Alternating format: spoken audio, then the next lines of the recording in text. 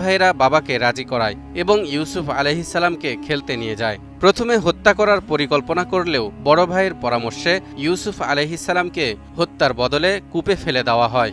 এরপর তার কাপড়ে ছাগলের রক্ত মাখিয়ে তা বাড়িতে নিয়ে এসে বাবাকে দেখায় এবং ইউসুফ আলাইহিসসালামকে নেকড়ে বাঘ খেয়ে ফেলেছে বলে উল্লেখ করে। বাবা হজরত ইয়াকুব আলাইহিসসালাম এ ঘটনায় শোকে মুষড়ে পড়েন এবং পুত্র শোকে কাঁদতে কাঁদতে চোখ সাদা হয়ে যায় এবং এক পর্যায়ে অন্ধ হয়ে যান। দর্শক খেয়াল করুন, আয়াতে স্পষ্টভাবে বলা হয়েছে শোকে দুঃখে তার দু চোখ সাদা হয়ে গিয়েছিল। এই সাদা হয়ে যাওয়ার কারণ কি?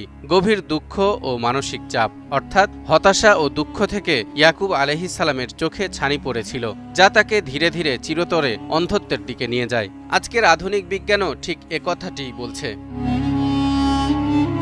ইংরেজিতে চোখের ছানিকে বলা হয় ক্যাটারাক্ট। উইকিপিডিয়ার ভাষায় চোখের ছানি মানে হলো চোখের ভেতরে যে স্বচ্ছ অংশ, যাকে লেন্স বলা হয়, সেটি ধীরে ধীরে ঝাপসা বা ঘোলাটে হয়ে যায়।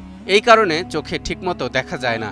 এটি সাধারণত আস্তে আস্তে হয় এবং এক চোখে বা দুই চোখেই হতে পারে। এর ফলে যেসব সমস্যা দেখা দেয়, যা কিছু দেখেন তা আগের মতো রঙিন লাগে না, সবকিছু ফ্যাকাশে মনে হয়। চোখে ঝাপসা বা দুইটা করে দেখা যায়। আলো চারপাশে বৃত্তের মতো দেখায়। খুব উজ্জ্বল আলোতে চোখে ব্যথা বা সমস্যা হয়। রাতে ভালোভাবে দেখতে অসুবিধা হয়।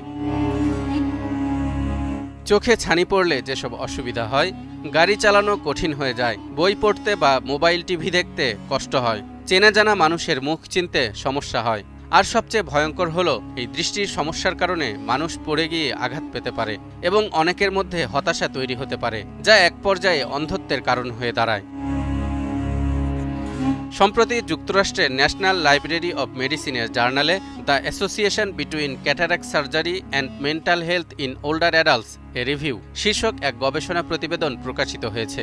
এতে বলা হয়েছে, বৃদ্ধদের মধ্যে যাদের চোখের ছানি রয়েছে তাদের মধ্যে হতাশার আশঙ্কা অনেক বেশি। মায়ো ক্লিনিকের তথ্য বলছে, আমেরিকায় ৬০ বছরের বেশি বয়সী প্রায় অর্ধেক মানুষেরই কোনো না কোনো পর্যায়ে চোখে ছানি পড়ে থাকে। অর্থাৎ আধুনিক বিজ্ঞান এখন নিশ্চিত, মানসিক হতাশা ও দুশ্চিন্তার জন্য চোখে ছানি পড়ে অথবা চোখে ছানি পড়লে মানসিক হতাশা ও দুশ্চিন্তা তৈরি হয়।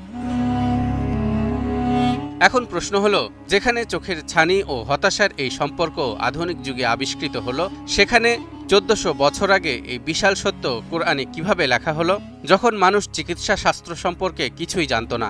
এটি কি প্রমাণ করে না কোরআন কোনো মানুষের লেখা কিতাব নয়, বরং এটি এসেছে সরাসরি মহান রাব্বুল আলামিনের কাছ থেকে? তালহা ইবনে রেজা, নিউজ 24।